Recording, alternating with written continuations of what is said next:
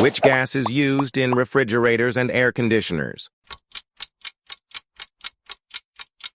C. Freon. Which of the following is a vitamin C-rich fruit?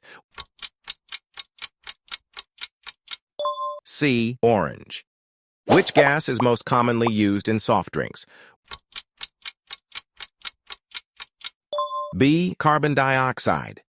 Which gas is used in cigarette lighters? C. Butane. Which element is used in pencils? A. Graphite. Which of the following is used in the production of soap? B. Sodium hydroxide.